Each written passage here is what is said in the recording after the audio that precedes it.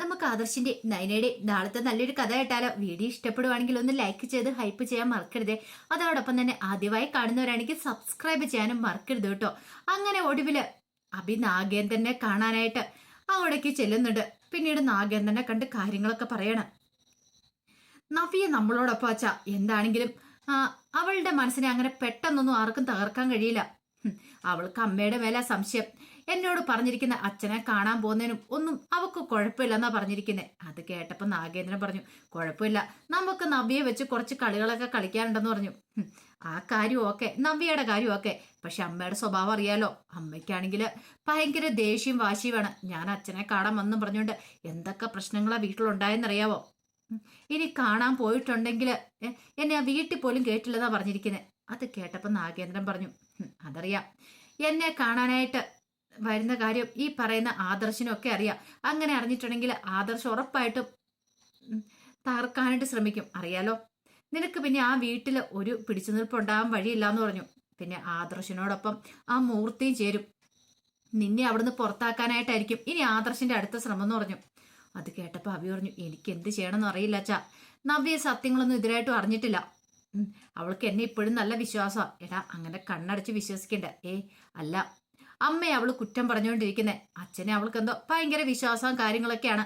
അച്ഛൻ തെറ്റ് ചെയ്തിട്ടില്ലെന്ന് അവള് പറയണേ. സത്യത്തില് അച്ഛനും അമ്മയും തമ്മിൽ എന്താ പ്രശ്നം? എനിക്കിതിനായിട്ട് അതിനെക്കുറിച്ചൊന്നും അറിയത്തില്ല. അമ്മ ഇത്രമാത്രം ദേഷ്യപ്പെടാൻ കാരണം എന്താ? അതൊക്കെ ഉണ്ട്. അതെന്താണെങ്കിലും പിന്നീട് ഒരിക്കൽ പറയാം. അതിപ്പോ പെട്ടെന്ന് പറഞ്ഞു തീർക്കാൻ പറ്റുന്ന കാര്യമൊന്നുമില്ല. നീ ഒന്ന് സൂക്ഷിച്ചും കണ്ട് നിന്നോണം. അറിയാലോ, അവിടെ നിന്ന് ഇറങ്ങിയിട്ടുണ്ടെങ്കിൽ നമുക്ക് പല കാര്യങ്ങളും ചെയ്തു തീർക്കാൻ പറ്റില്ല. നീ ആ വീട്ടിൽ വേണം എന്ന് പറഞ്ഞു. കുറച്ച് നാളുകൾ കൂടി ആ വീട്ടിലുണ്ടായിരിക്കണമെന്ന് പറഞ്ഞു. അത് കേട്ട് കഴിഞ്ഞപ്പോൾ അഭി പറഞ്ഞു, എന്താന്ന് വെച്ചാൽ ഞാൻ ചെയ്തോളാം. അച്ഛൻ എന്നോട് പറഞ്ഞാൽ മാത്രം മതി. ബാക്കി എന്താന്ന് വെച്ചാൽ ഞാൻ ചെയ്തോളാം എന്ന് പറഞ്ഞു. ശരിയെന്ന് പറഞ്ഞു. അങ്ങനെ അഭി തിരികെ പോരുവാണ്. ആ സമയത്ത് അനഘയും ചന്തുമോളെയൊക്കെ കൂട്ടിക്കൊണ്ട് ഇറങ്ങാൻ തുടങ്ങുവാണ്. നയനെ ആദർശം കൂടെ. ചന്തുമോളെ ആദർശം എടുത്തു. നയന അതുപോലെ തന്നെ ഓമന ചേച്ചിയും കൂടെ ചേർന്നിട്ട് അനഘയുടെ കയ്യിൽ പിടിച്ചു. അങ്ങനെ ഇറങ്ങുന്ന സമയത്ത് ഓമന ചേച്ചി പറഞ്ഞു, എന്താണെങ്കിലും നമ്മൾ ആ വീട്ടിലേക്ക് ചെല്ലുമെന്നുള്ള കാര്യം സ്വപ്നത്തിൽ പോലും കരുതിയിട്ടുണ്ടായിരിക്കില്ല. അബിയും അപ്പച്ചിയൊക്കെ അവിടെ. അബിക്കും അപ്പച്ചിക്കും അവന്തേക്കും ഒഴികെ ബാക്കി എല്ലാവർക്കും തന്നെ ജാനകി ഇളയമ്മയ്ക്കും ഇളയച്ചനും ഒഴികെ ബാക്കി എല്ലാവർക്കും തന്നെ സത്യങ്ങൾ അറിയാം, ആരാ ചെല്ലാൻ പോകുന്നെന്നുള്ള കാര്യം. പക്ഷേങ്കില് കുറച്ച് പേർക്ക് മാത്രം അറിയത്തില്ലാത്തോളെ. എന്താണെങ്കിലും അബിക്ക് വലിയൊരു അടി തന്നെയായിരിക്കും. അബിക്ക് മാത്രമല്ല, അപ്പച്ചിക്കും. അപ്പോഴേക്കും നയന പറഞ്ഞു, അത് ശരിയാ. നവ്യേച്ചിയുടെ ഏറ്റവും വലിയ ആഗ്രഹമായിരുന്നു. കാരണം അബി അനഘയുടെ മുന്നിൽ നിൽക്കുന്ന ആ ഒരു കാഴ്ച നവ്യേച്ചിക്ക് കാണണം എന്നാ പറഞ്ഞിരിക്കുന്നത്.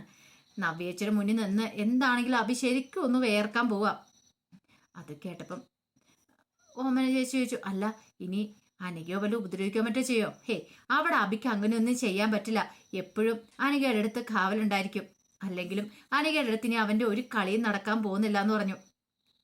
നവ്യേച്ചി എപ്പോഴും തന്നെ കൂട്ടിനുണ്ടായിരിക്കുമല്ലോ. അവന്റെ വിചാരം നവ്യേച്ചി അവൻ പറയുന്നതൊക്കെ അനുസരിച്ച് അവന്റെ പിന്നാലെ തന്നെ കൂടിയിരിക്കുന്ന. പക്ഷെ അതൊന്നും അല്ല സത്യം എന്നുള്ള കാര്യം അധികം വൈകാതെ അവൻ തിരിച്ചറിയും. ഈ സമയത്ത് അനഘയുടെ മുഖത്ത് ഇച്ചിരി ടെൻഷനും കാര്യങ്ങളൊക്കെ ഉണ്ടായിരുന്നു. നയന പറഞ്ഞു, വിഷമിക്കൊന്നും വേണ്ട, അവിടെ വന്നാലും ഒന്നും സംഭവിക്കാൻ പോകുന്നൊന്നുമില്ല. മുത്തശ്ശനും മുത്തശ്ശിയും അമ്മ എല്ലാവരും ഉണ്ടല്ലോ. എല്ലാവരും നല്ല പൊന്നുപോലെ തന്നെ അനഘയെ നോക്കും. ഒരു പ്രശ്നം ഉണ്ടാവാൻ പോകുന്നില്ലെന്ന് പറഞ്ഞു. അങ്ങനെ അവര് അനന്തപുരിയിലേക്ക് വരുവാണ്. ഈ സമയത്ത് ജലജിക്ക് ആപ്പാടെ കൺഫ്യൂഷനാ. ആരായിരിക്കും പോലും വരുന്ന ആ ഒരു അതിഥി എന്നൊരു ചിന്തയായിരുന്നു. കുറച്ച് സമയം കഴിഞ്ഞപ്പോഴത്തേനും കാറ് വന്ന് നിന്നു. കാറിനകത്തുനിന്ന് ആദ്യം ആദർശ് നയന ഇറങ്ങി. ഇവരാണോ ഗസ്റ്റ്? ഇവരെന്ത്? അല്ല, ആരോ ഗസ്റ്റ് ഉണ്ടെന്ന് പറഞ്ഞോ. അപ്പോഴേക്കുമാണ് ചന്തുമോളെ എടുത്തോണ്ട് ഓമന ചേച്ചി അങ്ങോട്ട് ഇറങ്ങുന്നത്. അത് കണ്ടപ്പോൾ ഒരു നിമിഷം ഞെട്ടിപ്പോയി. ഇനി ഇവള് വീണ്ടും വന്നോ തനിക്കിട്ടുള്ള പണിയായിട്ട്? പിന്നീട് നയന അനഘയെ കൈപിടിച്ച് പതുക്കെ പുറത്തേക്ക് ഇറക്കണം. ആ കാഴ്ച കണ്ടു കഴിഞ്ഞപ്പോഴത്തേനും ജലജയ്ക്ക് എന്ത് ചെയ്യണമെന്ന് അറിയത്തില്ല. വല്ലാത്തൊരു ടെൻഷനായിപ്പോയി. അപ്പോഴേക്കും മുത്തശ്ശനും മുത്തശ്ശി എല്ലാവരും കൂടെ അങ്ങോട്ട് ഇറങ്ങി വന്നു. ദേവേനെ എല്ലാവരും കൂടെ. ജലജയുടെ മുഖത്തെ രക്തമയം മാറുന്നുപോയി. എന്ത് ചെയ്യണമെന്ന് അറിയത്തില്ല. കാറിന്റെ ശബ്ദം കേട്ട് കഴിഞ്ഞപ്പോഴത്തേനും നവ്യയും കൂടെ ഇറങ്ങി വന്നു. നവ്യ താനൊന്നും അറിഞ്ഞിട്ടില്ല. രാമനാരായണ എന്ന മട്ടിലാണ് വന്നിട്ടുള്ള നിപ്പ്. അങ്ങനെ അഭിനയിക്കാല്ലേ നവ്യക്ക് പറ്റത്തുള്ളൂ. അങ്ങനെ അനിയയും കൂട്ടിക്കൊണ്ട് നയനയൊക്കെ അവിടെ കയറി വരുന്ന കണ്ടു കഴിഞ്ഞപ്പോഴത്തേനും ജലജയ്ക്ക് അടിയേറ്റ പോലെ ഇങ്ങനെ നോക്കി നിൽക്കുക. പെട്ടെന്ന് ദേവേനടിച്ചു. ഇതെന്താ ഇവളെയും കൂട്ടിക്കൊണ്ട് ആദർശ് ഇങ്ങോട്ടേക്ക് വരുന്നേ?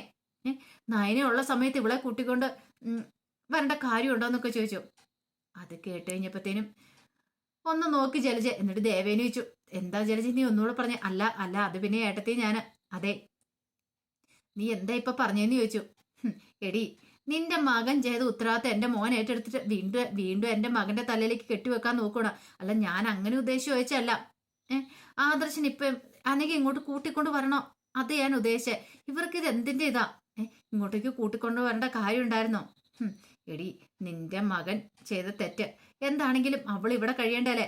അവളുടെ മോളല്ലേ അതെന്ന് ചോദിച്ചു. ശരിക്കും അബിയുടെ ഭാര്യയല്ലേന്ന് ചോദിച്ചു. അതുകൂടെ കേട്ട് കഴിഞ്ഞപ്പോഴത്തേനും എന്ത് ചെയ്യണം എന്ന് അറിയത്തില്ലാത്തൊരവസ്ഥയായി പോയി ജലജയ്ക്ക്. അങ്ങനെ അവരങ്ങോട്ട് കയറി വന്നു കഴിഞ്ഞപ്പോഴത്തേനും മുത്തശ്ശനും ഭയങ്കര സന്തോഷമായി. മുത്തശ്ശൻ ചന്തമോളോട് പിന്നെ ഈ ശേഷങ്ങളൊക്കെ തിരക്കുവാണ്. ചന്തമോൾക്ക് ഭയങ്കര സന്തോഷമായിരുന്നു ആ വീട്ടിലേക്ക് വന്നു കഴിയുമ്പോൾ. അവിടെ എല്ലാവരും ഉണ്ടല്ലോ. പക്ഷെ ജലജയുടെ മുഖം വല്ലാതെ. പെട്ടെന്ന് ജലജ മുത്തശ്ശനോട് ചോദിച്ചു, ഇതെന്താ വെച്ചത്? ഇവളെന്തിനാ ഈ കുഞ്ഞിനെ കൊണ്ട് ഇങ്ങോട്ടേക്ക് വന്നേ? ചന്തമോളോട് നിന്നോട്ടെ, പക്ഷെ ഇവളെന്തിനാ ഇവിടേക്ക് വിളിച്ചു വരുത്തിയെന്ന് ചോദിച്ചു. അത് കേട്ടപ്പോ മുത്തശ്ശൻ പറഞ്ഞു, അല്ല ഇവളിവിടെ വന്നാൽ നിനക്കെന്താ ജലജ പ്രശ്നം? അത് ശരിയാകുമോ അച്ഛാ എന്ന് ചോദിച്ചു. എന്താ ശരിയായാലെന്താ എന്ന് ചോദിച്ചു. പെട്ടെന്ന് ഒന്നും മിണ്ടാൻ പറ്റിയില്ല. കാരണം നവ്യ അപ്പുറം നിൽക്കുന്നുണ്ടല്ലോ. നവ്യ കേൾക്കാതെയാണ് ദേവേനോട് മുമ്പ് സംസാരിച്ചത്. ഇനിയിപ്പം നവ്യ കേട്ടാലോ എന്നൊരു ചിന്ത മനസ്സിലേക്ക് വന്നു. അവള് കേൾക്കൊന്നും പറയാനും പറ്റില്ലല്ലോ. ആ സമയത്ത് ജലജ ഇങ്ങനെ വല്ലാത്ത രൂക്ഷമായിട്ട് അനഘയെ തന്നെ നോക്കുവാണ്. അപ്പോഴേക്കും മുത്തശ്ശൻ പറഞ്ഞു, ഇതെന്റെ വീടാണ്. ഇവിടെ ആരൊക്കെ വരും പോവും വേണമെന്നൊക്കെ തീരുമാനിക്കുന്ന ഞാനാണ്, അല്ലാതെ നീയല്ലാന്ന് പറഞ്ഞു. ആ സമയത്ത് ദേവേനയോട് ചോദിച്ചു, അല്ല അമ്മ മുറി റെഡിയാക്കിയിട്ടുണ്ടോന്ന് ചോദിച്ചു. കൊണ്ട് മോളേന്ന് പറഞ്ഞു. അങ്ങനെ അനഘയുടെ കയ്യിൽ ദേവേനയും കൂടെ പിടിച്ചു. അങ്ങനെ അനഘയെ മുറിയിലേക്ക് അങ്ങോട്ട് കൂട്ടിക്കൊണ്ട് പോവുകയാണ്. ഇടിവെട്ടേറ്റ പോലെയാണ് ജലജ നിൽക്കുന്നത്. എന്ത് ചെയ്യാൻ പറ്റും? പറയാൻ നയനയൊക്കെ അങ്ങോട്ട് പോയി. അപ്പോഴേക്കും ആദർശനോട് ജലജ ചോദിച്ചു, അല്ല ആദർശേ, നീ ഇതെന്ത് പരിപാടിയാ കാണിച്ചെന്ന് ചോദിച്ചു. നവ്യ പെട്ടെന്ന് അകത്തേക്ക് അങ്ങോട്ട് കയറി പോയിട്ടുണ്ടായിരുന്നു. നവ്യക്ക് സന്തോഷം സഹിക്കാൻ പറ്റിയില്ല.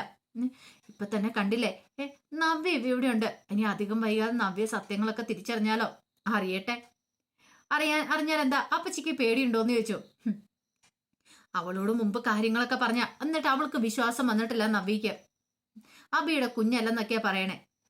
പിന്നെ എന്ത് ചെയ്യാൻ പറ്റും? അതുകൊണ്ട് ഇനിയിപ്പോ അവൾ ഇവിടെ നിന്നോട്ടെ. നവി വിചാരിച്ചോണ്ടിരിക്കുന്ന എന്റെ ഭാര്യയാണ് അനഘയെന്നല്ലേ, അങ്ങനെ തന്നെ ആയിക്കോട്ടെ എന്ന് പറഞ്ഞു.